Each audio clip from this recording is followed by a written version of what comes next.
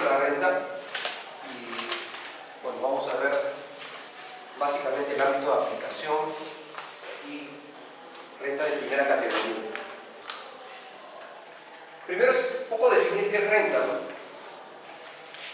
Y renta lo podemos ver desde, primero, para adentrarnos al concepto de renta, la parte, digamos, más simple de lo que uno podría entender como renta, ¿no? Y para esto, siempre recurrir al diccionario para más o menos entender qué puede referirse a renta, antes de ver los conceptos jurídicos, las teorías de renta. Y cuando uno va al diccionario para encontrar la definición de la palabra renta, nos tocamos con, en realidad son como 6 acepciones, pero yo he puesto las 4 o las 5 más relevantes, ¿no? Las 4 más relevantes, mejor dicho, las que podrían tener más implicancias con relación al concepto jurídico. Uno de ellos es la utilidad o beneficio que rinde anualmente algo o lo que de ello se cobra. La utilidad o beneficio que rinde anualmente algo o de lo que ello se cobra, ¿no? La segunda es aquello que se paga en dinero o en frutos, un arrendatario. La tercera, ingreso, caudal, aumento de la riqueza de una persona. Por último, en derecho, en materia tributaria, importe neto de los rendimientos. Esas son todas las definiciones que nos da el concepto de renta, o la palabra renta, si lo encontramos en el diccionario, ¿no? Las principales acepciones, los significados que tiene esta palabra, renta. ¿Okay? Entonces, de alguna manera, si uno quiere ir a de lo más amplio a lo más específico, a lo más concreto, ¿cuál de estos conceptos sería el concepto más amplio de renta? O sea, ¿qué concepto de todos estos sería el más amplio? Para tratar de ordenarlo, ¿no? O sea, ir del concepto más amplio al concepto más restringido de lo que pueda definirse como renta. Quizás el tercero, ¿no? El tercero que te habla de ingreso, caudal o aumento de la riqueza de una persona. Ese es el concepto mucho más amplio de lo que uno podría entender como renta. O sea, que una persona, un sujeto, puede incrementar su riqueza, ¿no? Entonces hay una renta, o sea, un incremento de la riqueza de una persona, el caudal de una persona. Ese es un concepto bastante amplio, aumento de la riqueza de una persona. El segundo quizás está entre el 1 y el 4, ¿no? La utilidad o beneficio que rinde anualmente algo, o lo que de ello se cobra, o importe neto de los rendimientos. Quizás sería el cuarto, ¿no? Importe neto de los rendimientos. O sea, ya acá este concepto de renta nos habla de un importe neto. O sea, ya estamos hablando de una renta o un importe neto, ¿no?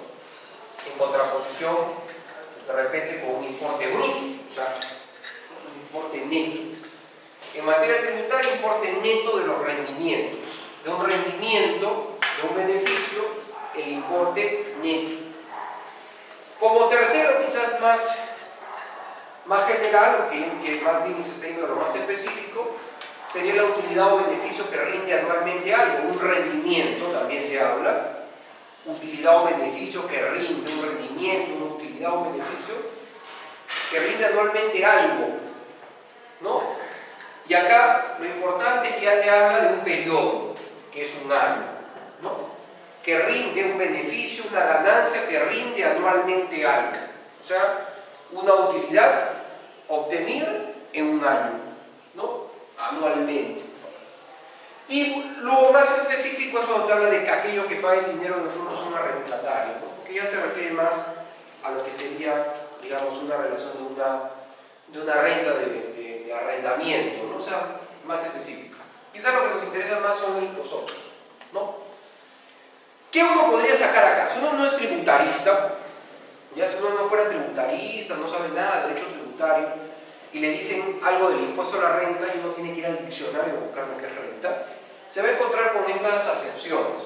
Y si uno, digamos, quisiera sacar un concepto general, único, pero de todas estas acepciones o común, ya sabiendo el tema tributario, podría decir que la renta es la utilidad o beneficio, ¿no es cierto? La renta es la utilidad o beneficio obtenido en un determinado periodo, en este caso, obtenido en un año, ¿no?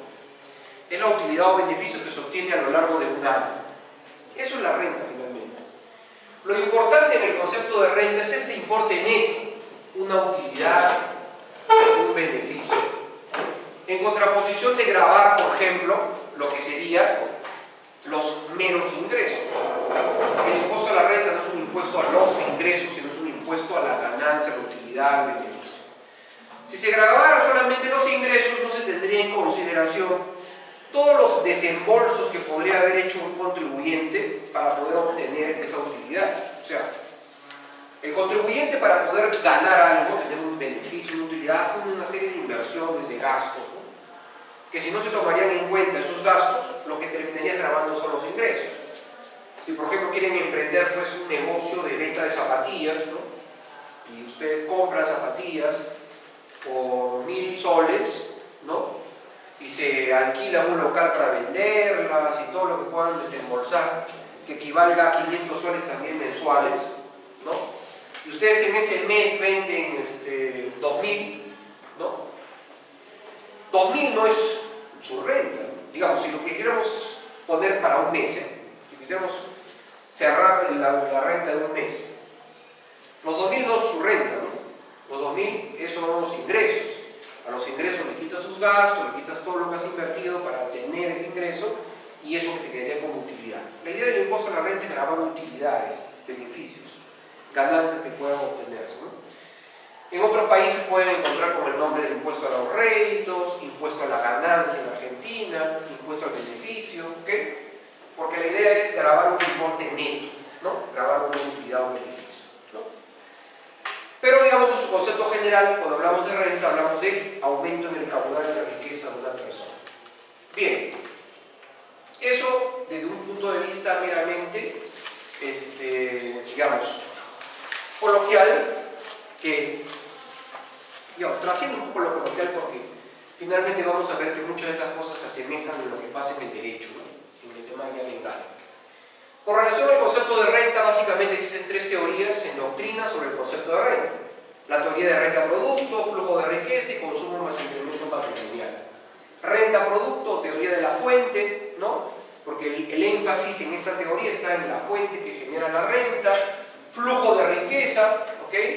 Toda la riqueza que fluye hacia el contribuyente, y consumo más incremento patrimonial.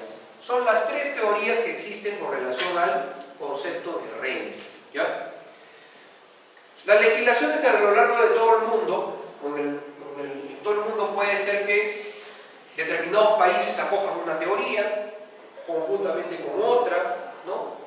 Pueden adoptar las tres teorías, dándole un poco más de peso a una que otra, ¿ok? La idea de pasar de una teoría a otra teoría es que en la siguiente va a haber conceptos grabados más que en la anterior. La teoría de flujo-riqueza graba más conceptos que la de renta-producto, y la de consumo más incremento patrimonial graba más conceptos que la de flujo-riqueza. Pero cada una de ellas va a estar comprendida dentro de la otra.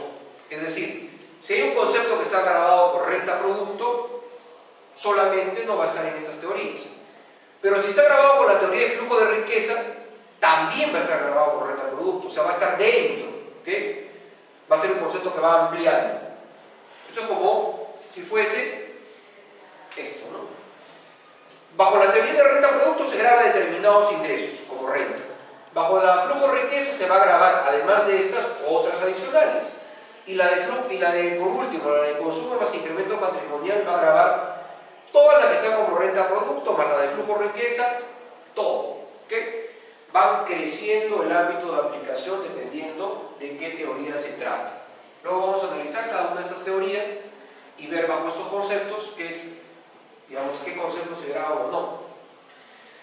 Ahora, cada legislación o la legislación de cada país es libre de determinar cómo va a definirse los conceptos de renta gravada. Las teorías nos sirven simplemente como un medio de análisis, como parte doctrinal, finalmente de un concepto legal de renta, que es el concepto que adopta la legislación de cada país. Cada país es libre de determinar ¿Qué quiere considerar como renta? Para considerarlo como un concepto gravado. Empecemos por la primera teoría, la teoría de renta-producto, que básicamente pone énfasis en la fuente que genera la renta. O sea, ¿cuál es la fuente que va a generar la renta? Es importante en esta teoría. ¿Okay? La renta, de acuerdo con esta teoría, renta-producto, ya con el nombre mismo podemos jugar con su concepto, ¿no? Renta-producto. La renta, ¿no?, es un producto, ¿ya? Y un producto, ¿no?, por definición es algo que se produce.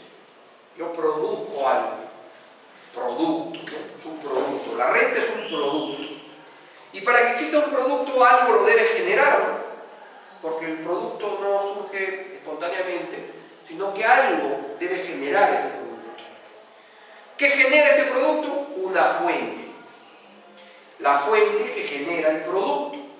Teoría de renta-producto.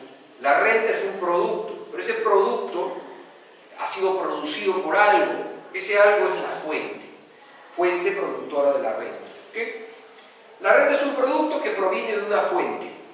¿Okay? Un producto, o sea, un producto que ha sido producido, algo que proviene de algo, en este caso, de la fuente. Esa fuente tiene que ser, ¿de qué característica? Durable. ¿Ya? Una fuente durable, y como consecuencia de que esa fuente es durable, el producto tiende a ser periódico. Periódico es decir que se va a repetir, se va a dar en el transcurso del tiempo. Y la fuente, además, que va a generar este producto, que esta renta, debe haber sido puesta en explotación por la persona, ¿no? Por la persona, por el contribuyente. La fuente debe haber sido puesta en explotación, es decir, un acto racional, voluntario, de que esa fuente genere renta. ¿Ya? Yo habilito la fuente, es decir, la acondiciono, le pongo en forma tal que esa fuente me va a generar renta. Vamos a ver cada uno de estos pasos para ver esta teoría. La renta es un producto, ¿no? Un producto que proviene de una fuente. Si estamos diciendo que es un producto, quiere decir que es una riqueza nueva, distinta de la fuente que la produce, ¿no? Si es un producto, está separado de la fuente. Una cosa es la fuente y otra cosa es el producto de esa fuente. El producto proviene de la fuente, pero es una riqueza nueva, es distinta a la fuente. Una cosa es la fuente que la genera y otra cosa es el producto que sale de esa fuente. Entonces, el producto es una riqueza nueva, distinta y separable de la fuente que la produce. Por ejemplo, si la renta o el producto es una manzana, o sea, es distinta al árbol que genera la manzana. El árbol es la fuente, la manzana es el producto. La tierra, pues la tierra que te produce, no sé, pues la yuca, una cosa es la tierra, ¿no?, que va a producir, y otra cosa es la yuca, el producto de la tierra, ¿okay? O la papa, ¿no? La otra es la fábrica. Una fábrica, como, digamos, una máquina, que podría tratarse de una máquina, y otra cosa es lo que produce la máquina, ¿no?, el producto de esa máquina.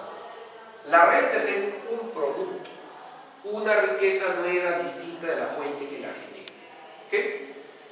Una cosa es el dinero que uno pone en una cuenta bancaria, o que un ahorro pueda tener en un fondo mutuo, un dinero colocado en un fondo mutuo, y otra cosa son los intereses que generan ese dinero, ¿no? Son distintos, en el sentido que son separables. La fuente podría ser un capital corporal o puede ser un capital incorporal. Y acá hay un concepto, ¿no? Generalmente la fuente está asociada con un capital, ¿no? Generalmente. La fuente es un capital que podría ser corporal o incorporal. Corporal, físico, material, ¿no? El árbol, la fábrica. Incorporal o inmaterial, por ejemplo, el intelecto. Una persona, digamos, que crea una obra literaria, ¿no?, y luego, a raíz de la obra literaria que ha creado, le va a recibir las regalías por la obra literaria que ha creado. ¿Cuál es la fuente que genera todo eso? Su creación artística, ¿no?, que es algo inmaterial, intangible. Y lo que va a generar eso, esa obra artística que es inmaterial, va a generar lo que llamamos, ¿no?, las regalías, ¿no?, que va a ser, digamos, lo que va a recibir como consecuencia de esa creación intelectual. ¿Ya? La idea de la fuente que está habilitada y que la idea es que va a seguir produciendo más riqueza, ¿no? O sea, la idea de la obra literaria, los 100 años de soledad de García Márquez, es que por siempre va a generar un ingreso que va a ser las regalías. Si no es a él, será a sus familiares hasta cierto tiempo, ¿no? De acuerdo con los derechos de autor. Esa fuente genera renta, ¿ya? Es un producto periódico porque es capaz de volver a repetirse en el futuro. O sea, tiene la potencialidad, es capaz, es posible que se repita en el futuro. ¿Ok? Ahora, es potencial, no necesariamente tiene que ser efectivo. Y un ejemplo que pone, cuando ustedes estudian el tema de derecho de impuesto a la renta, obviamente van a tener que leer lo que es García Molino, que es el autor que trata, digamos, el clásico que trata el tema de impuesto a la renta, ¿ya? Y casi todo esto es, digamos, de la lectura de García Molino, que es el que mejor explica este tema. Bien, y él pone como ejemplo del tema potencial, por ejemplo, el arrendamiento. Si uno tiene una propiedad y la arrienda por un mes, y luego por X razones la persona que arrendaba se va y ya termina el contrato, pero lo arrendó por solamente un mes, no deja de ser renta eso, por más que se haya dado una sola vez, porque potencialmente ese inmueble estaba como capital corporal, estaba destinado a producir, ¿no es cierto?, alquiler, ¿no? O sea, producir renta por el alquiler. Entonces basta que sea potencial, no se requiere que sea efectivo. Es como la persona que pueda trabajar y que va a generar una renta de cuarta categoría o quinta, puede ser que esté trabajando solamente un mes, ¿no? Por aquella razón se termina y no deja de ser renta, por el hecho que solamente un mes se ha dado y no se ha repetido en el futuro, ¿no? O el árbol que da manzanas y al día siguiente lo cortan, tiene la potencialidad de seguir dando, el tema es que ya, ¿no? Pero tenía esa potencialidad, ¿no? Esa es la idea. Es consecuencia del carácter durable de la fuente, o sea, que la fuente sea durable, o sea, en potencial, va a traer como consecuencia que la renta o que el producto sea periódico, ¿no? Que se repita en el futuro. Aunque podría ser el caso que no se llegue a repetir, pero potencialmente como posibilidad siempre está. Proviene de una fuente durable. Esta fuente durable puede ser un bien corporal o incorporal, físico o inmaterial, que va a ser capaz de producir riqueza a quien lo posea, ¿no? Y va a producir riqueza sin destruirse, es capaz de seguir produciendo riqueza, ¿no? La fuente que genera la renta, es durable, tiende a permanecer en el tiempo, o sea, como potencialidad, a pesar que pueda destruirse al día siguiente, pero era durable, tenía la potencialidad de seguir produciendo riqueza, ¿no? La fuente debe haber sido habilitada para producir la renta, significa que yo tengo que haber acondicionado, habilitado la fuente de manera racional, voluntaria para producir la renta. Es decir, yo alquilo un predio, ¿no es cierto? Alquilo un predio y voluntariamente lo que estoy haciendo es poner ese predio, ese bien, en condiciones de que me genere un ingreso periódico. Yo habilito mi fuente para producir los ingresos. Si ese enriquecimiento se produjera sin yo haber habilitado la fuente, sin haber acondicionado la fuente para que me genere ingresos, no sería renta bajo esta teoría de renta-producto. La teoría de renta-producto supone habilitar la fuente para que me genere una renta. Si no habilito la fuente para que me genere una renta, no estaríamos hablando de esta teoría de renta-producto. La teoría de renta-producto pasa por la renta proviene de una fuente durable respecto de la cual he habilitado esa fuente para que me genere la renta. Habilitar significa acondicionar, voluntariamente ponerle en condiciones de generar renta. Por ejemplo, ¿no? Se cita como ejemplo en este caso, tú tienes un terreno, si estamos viendo la renta como incremento de la riqueza, tú tienes un terreno y resulta por el tema de accesión, es decir, tienes un terreno que está, digamos, colindante con un río, pero el río se aleja, ¿ok? Y finalmente tu terreno que era de 500 metros cuadrados se convierte en 1500 metros cuadrados. te has ganado 1000 metros cuadrados más, ¿no? Esos 1000 metros cuadrados van a enriquecerte, ¿no? O sea, va a hacer que tú tengas una mayor renta en el sentido económico. Como tú no habilitaste, no se debería considerar que estuviese en teoría considerado como renta porque tú no has habilitado la fuente para que te genere esa renta, ¿no? O de repente tú estás en tu jardín un día, comienzas quieres plantar algunos árboles y te encuentras con un tesoro abajo. Abres y hay monedas de oro valorizadas en un total de unos $500.000. ¿Okay? Un enriquecimiento sin hacer nada casi, ¿no? Eso bajo esa teoría no estaría grabado, porque en realidad es algo que tú no has habilitado ninguna fuente para que te genere ese ingreso. Racionalmente no estás generando algo que además no se va a repetir tampoco en el futuro, ¿no? No es que te va a generar, cada día vas a encontrar tesoros, ¿no? O sea, pero te ha enriquecido, ¿no? ¿Qué duda cabe? O sea, después de encontrar el tesoro estás en una mejor condición económica.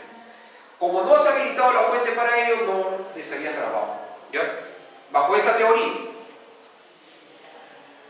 Bien, eso es la renta producto, ¿ya? Luego vamos a ver un poco de aplicación práctica, porque yo entiendo que, sobre todo para los que son contadores, de repente en el tema de teoría, hasta que no aterricen en casos y no veas qué ha pasado en la realidad con muchos temas, no le encuentras la aplicación práctica. Bajo la teoría de flujo de riqueza, ya no va a importar la fuente, ¿no? Esa es la característica principal. Que en la teoría de flujo de riqueza no interesa la fuente que produce la renta. La fuente es indiferente. No te vas a preguntar si hay fuente, si es durable, si has habilitado la fuente para generar ingresos. Esas preguntas no pasan por esta teoría. Para esta teoría, lo importante es que hacia el contribuyente fluya una riqueza de un tercero. De un tercero fluye riqueza hacia el contribuyente. ¿Okay? Bajo esta teoría, lo importante es que de un tercero fluya riqueza hacia el contribuyente. Independientemente de que eso provenga de una fuente o no, durable o no, habilitada o no, si ingresa de un tercero un flujo de riqueza, eso sería considerado como renta. ¿Okay? Todo enriquecimiento proveniente de tercero. Va a comprender todo lo renta producto, evidentemente, porque para esa teoría no interesa la fuente. Es decir, si proviene de una fuente, está grabado. Si no proviene de una fuente, también está grabado. O sea, no interesa si provenga o no provenga de una fuente. Es indiferente. Va a estar grabado, basta que fluya hacia el contribuyente, que llegue al contribuyente. ¿Okay? Por eso que bajo esta teoría estaría grabado un concepto que se llama ganancia de capital. La ganancia de capital viene a ser, aquí ya la realizada, ¿no? Ganancia de capital viene a ser los, digamos, cuando uno enajena un bien de capital, es decir, un bien que no está destinado a ser comercializado, le va a generar una renta, ¿no es cierto? Por ejemplo, ustedes venden su casa, ¿ya? La casa no está destinada a ser comercializada, ¿no? Yo no comercializo casas, tengo mi casa y la voy a vender porque me voy a mudar, voy a viajar a otro país, voy a ir a vivir a provincia, vendo mi casa. La venta de esa casa no es un bien de capital, es decir, no es un bien destinado a ser comercializado, ¿no? En un giro del negocio.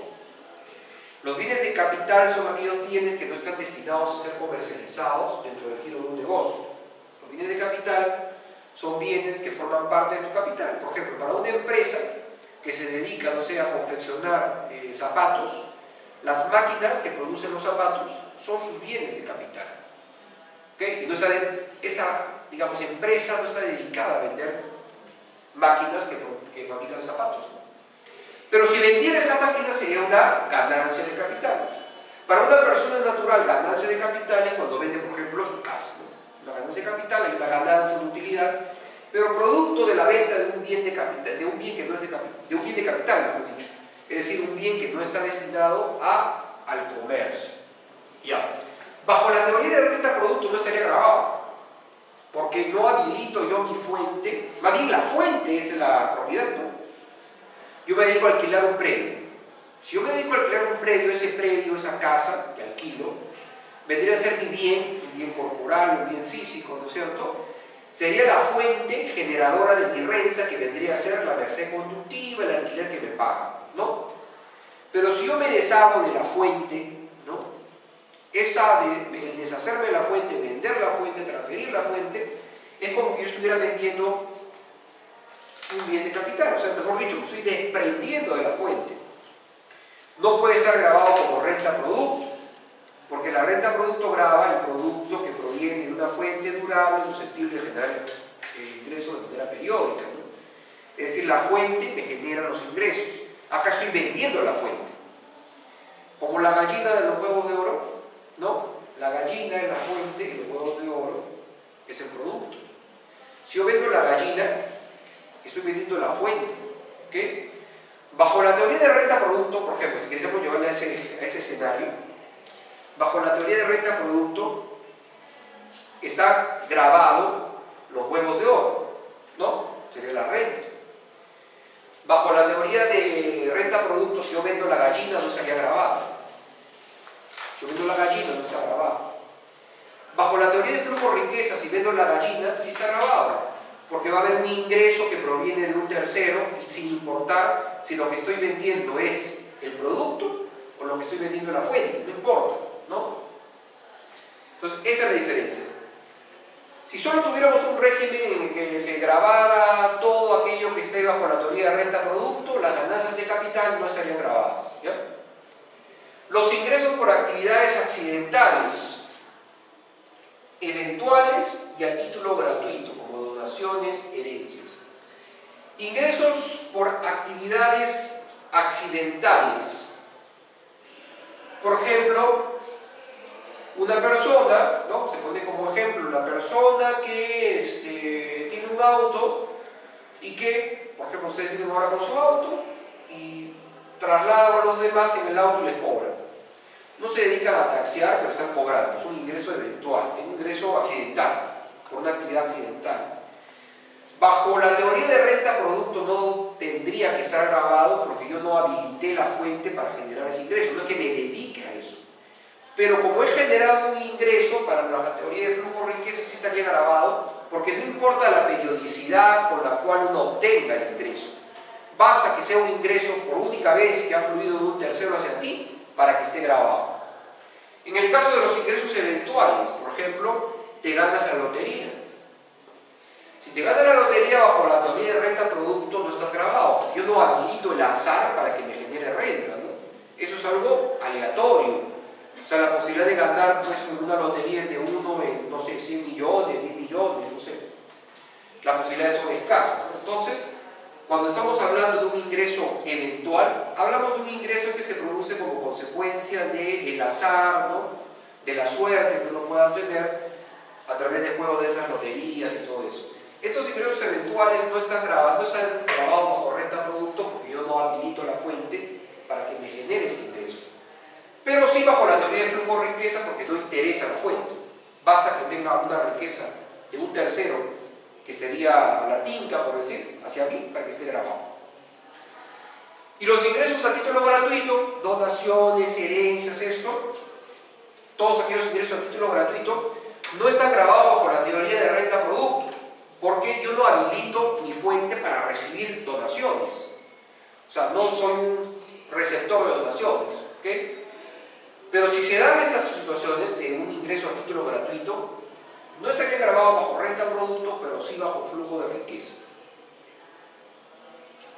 Como ven, estos conceptos que no estarían grabados bajo renta-producto, sí lo estarían bajo flujo de riqueza. Y digo estarían porque teóricamente, doctrinariamente es así, pero va a depender de cada legislación cómo lo contempla.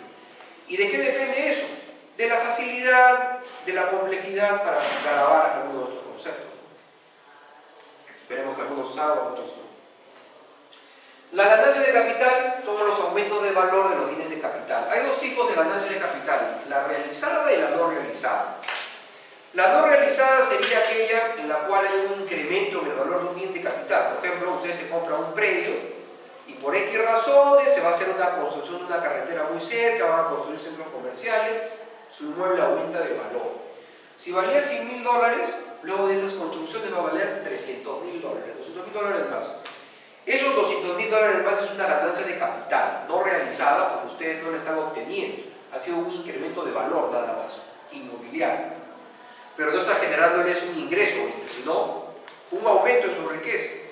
Tenían un predio antes que valía $100.000 y ahora tienen un inmueble que vale $300.000, ¿no? O sea, hay $200.000 que sería la ganancia de capital. ¿Cuándo la ganancia de capital es realizada? Si ustedes venden, por ejemplo, la casa. Si venden la casa, reciben $300.000, ahí habría una ganancia de capital, ¿no? O sea, ganancia de capital proveniente de la enajenación de un bien de capital.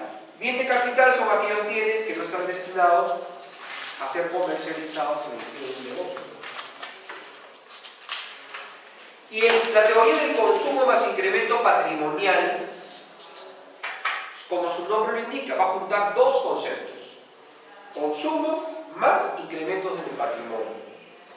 Y para ver un incremento patrimonial, como su nombre lo indica, es el incremento que se da a lo largo de un ejercicio, ¿no?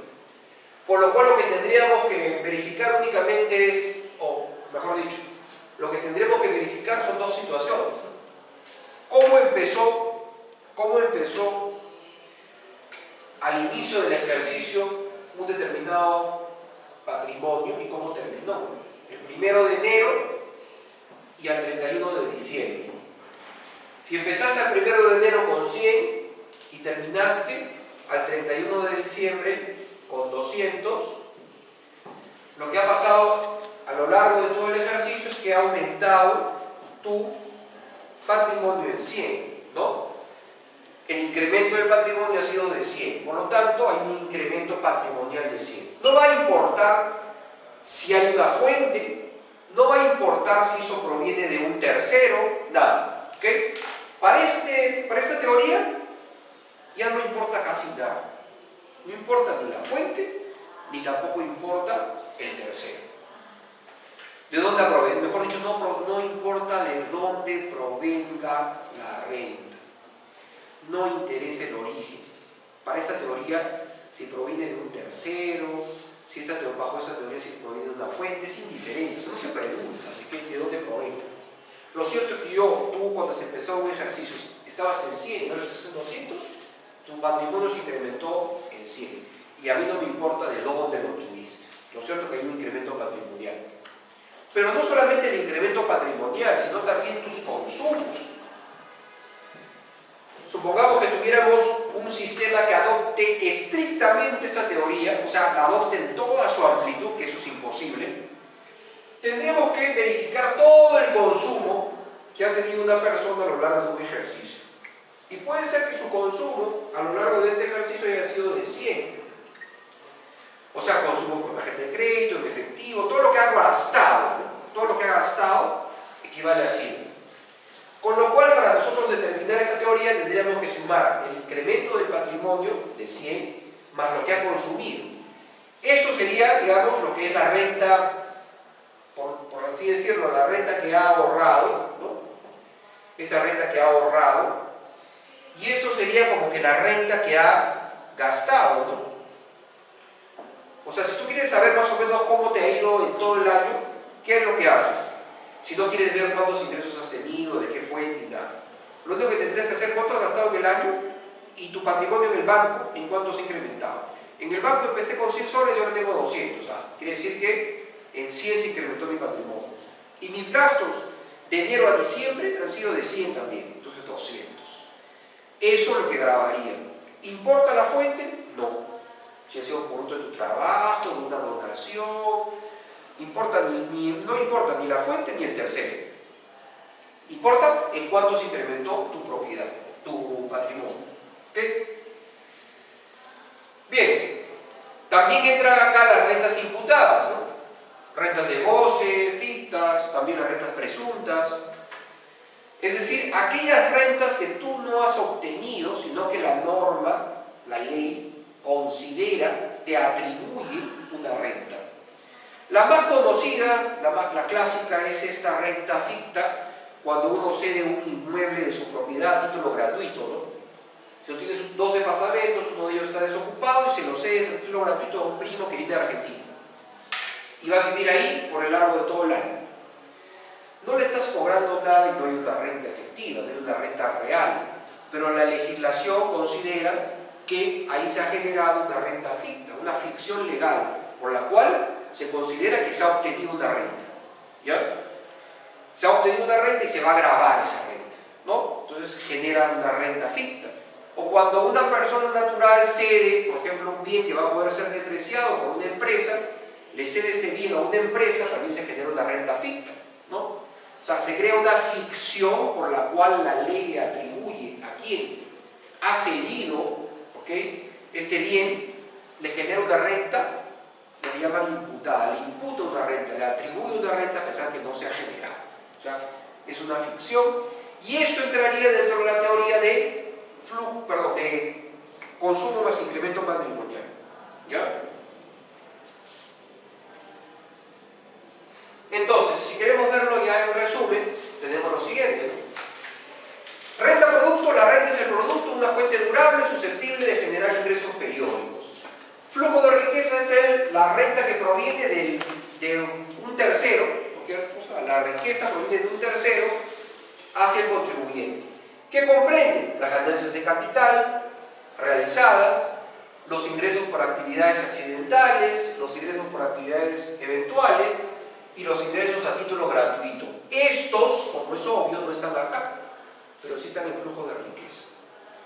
Y la teoría de consumo más incremento patrimonial básicamente está referido al consumo de los bienes, la variación de patrimonio, incluso si uno usa bienes de periodos anteriores. De los ejercicios anteriores que lo está usando, también se consideraría la teoría de consumo más incremento patrimonial. En un extremo, digamos, teórico de esta teoría de consumo más incremento patrimonial, hasta los autoservicios estarían grabados como renta. O sea, no sé, pues si tú te dedicaras hasta por el afeitarte, o tú mismo cortarte el cabello, debería considerarse como una renta, ¿no? O sea, en el extremo más teórico de esta teoría podríamos decir eso, ¿okay? Son todos digamos, las rentas de goce, de disfrute, ¿okay? En vez de ir y tú, digamos, lo que te has ahorrado digamos, en la peluquería, eso se considera como una renta, ¿no?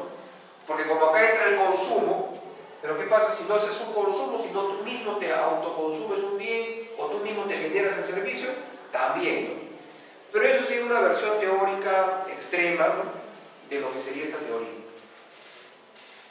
Ahora vamos a ver qué pasa con nuestra legislación, o sea, cómo es que nuestra legislación ha contemplado estas teorías, ¿no?, cómo las ha adaptado a la realidad.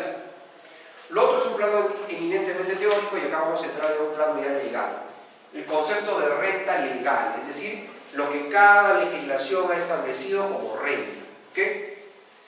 Tenemos el artículo primero, inciso A, que dice que el impuesto a la renta grava las rentas que provengan del capital, del trabajo y de la aplicación conjunta de ambos factores, entendiéndose por tales aquellas que provengan de una fuente durable y susceptible de generar ingresos periódicos, ¿no? Rentas que provengan de capital, trabajo y de la aplicación conjunta de ambos factores. O sea, la renta es el producto de una fuente, ¿no? ¿Cuál es la fuente acá? Capital, trabajo y la aplicación conjunta de ambos factores. ¿Cuál es? La empresa, ¿no? Capital más trabajo, empresa. ¿Okay? La fuente productora de la renta es o el capital, o el trabajo, o la empresa. Entendiéndose por tales aquellas que provengan, o sea, las rentas que provengan de una fuente durable, capital, trabajo, empresa, y que es susceptible de generar ingresos periódicos. Esto quiere decir que nuestra ley de impuesto a la renta ha adoptado la teoría de renta-producto tal cual está descrita en la doctrina, ¿no? Esto es lo que está en la doctrina y igualito se ha copiado nuestra ley de impuesto a la renta y la ha incorporado en toda su extensión, que además es un concepto restringido de renta, porque hemos visto que los otros conceptos, las otras teorías abarcan más cosas grabadas, más ingresos grabados. Están incluidas dentro de las rentas previstas en el inciso A las regalías. Claro, una regalía hemos visto que es una proviene de la renta producto. Los resultados de la enajenación de terrenos rústicos o urbanos por el sistema de urbanización o lotización. Inmuebles, o sea, la enajenación también de inmuebles, comprendidos o no bajo el régimen de propiedad horizontal, cuando hubieran sido adquiridos o edificados total o parcialmente, para efectos de ser enajenados. ¿Ya? Resultados de la enajenación de estos, ¿no?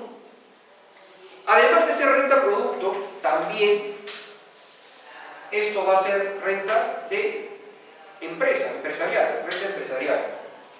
Si las personas naturales enajenan terrenos rústicos urbanos por un sistema de urbanización o lotización, o sea, uno ha desarrollado un proceso para urbanizar o lotizar terrenos y luego venderlos, lo que está haciendo es habilitar la fuente para generar un ingreso, ¿no es cierto? Renta producto. Pero ese ingreso además va a ser renta de tercera categoría empresarial. Lo mismo que los inmuebles, ¿no? Cuando yo mando edificar o construir un inmueble para ser luego vendido, o sea, con la idea de venderlo, también estoy generando una renta de tercera categoría. Para efectos de la cápite 1 del inciso 2, se entiende que hay urbanización o lotización desde el momento en que se aprueban los proyectos de habilitación urbana y se autoriza la ejecución de las obras conforme lo dispuesto en las normas que regulan la materia, ¿no? Obligándose a llevar contabilidad conforme a ley. Eso recalca el carácter de renta empresarial. ¿Okay? Y esto es lo que se entiende por cuando hay una urbanización o lotización. Cuando se aprueban los proyectos de habilitación urbana y se autoriza la ejecución de obras. Están incluidas dentro de la renta prevista en el inciso A los resultados de la venta, cambio o disposición habitual de bienes, que es otro dentro de lo que sería la renta producto, ¿no? Resultados de vender, cambio o disposición habitual de bienes. Venta, todos entendemos qué es venta. Venta es transferencia de propiedad, una contrato de compra-venta. Es un contrato por el cual hay un vendedor que transfiere un bien y un comprador que paga un precio. Cambio se estaría refiriendo al cambio de bienes, ¿no? El cambio de bienes, lo que serían las permutas, ¿no? Yo tendré un bien a cambio de otro, tendré un bien a cambio de otro, tendremos zapatillas a cambio de buzos, intercambio de bienes, lo que sería el trueque, permuta, ¿no? O disposición habitual de bienes. ¿Qué es disposición? No es un concepto que sea muy jurídico, ¿no? Si no uno va al diccionario, disposición es la acción y efecto de disponer. ¿Y qué es disponer? Ejercitar en algo facultades de dominio, enajenarlo, transferirlo, grabarlo, en vez de estar solo a su posesión y disfrute. Es decir, que disposición es como una enajenación. Va a ser renta producto cuando uno venda, haga intercambios de bienes o disponga de estos, entendido como enajenar, transferir su propiedad, pero de manera habitual. Y aquí hay una palabra habitual. La palabra habitual, cuando ustedes la lean, tanto en lo que es impuesto a la renta como en el impuesto general a las ventas, la palabra habitual lo que hace es convertir a una persona natural en empresa. La habitualidad le da condición empresarial y por lo tanto lo que se perciba siendo habitual será renta de tercera categoría. Quien se convierte en habitual se convierte en empresa y quien se convierte en empresa genera rentas de tercera categoría. Así de simple, ¿no? Ya esta resolución de la Sala 5 del año 2011 lo expresa con claridad, ¿no? Tratándose de las rentas por la enajenación de bienes percibidas por las personas naturales, la habitualidad les atribuye la calificación de empresariales o de tercera categoría. La habitualidad le va a dar la condición de empresarial o de tercera categoría. ¿Okay? Entonces, ¿qué es lo que dice en esta resolución? ¿Qué es lo que, ¿no?, se desprende de la ley de impuesto a la renta? La habitualidad a una persona natural la convierte en empresa, para efectos de calificar sus ingresos como tercera categoría. Bien, pero bueno, eso es lo que era renta producto. ¿Qué pasa con flujo de riqueza? Viene acá. También grava las ganancias de capital, flujo de riqueza.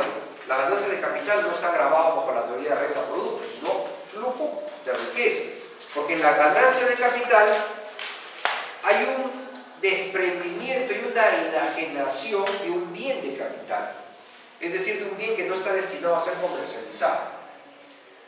Otros ingresos que provengan de terceros establecidos por esta ley, otros que provengan de terceros que establezca esta ley.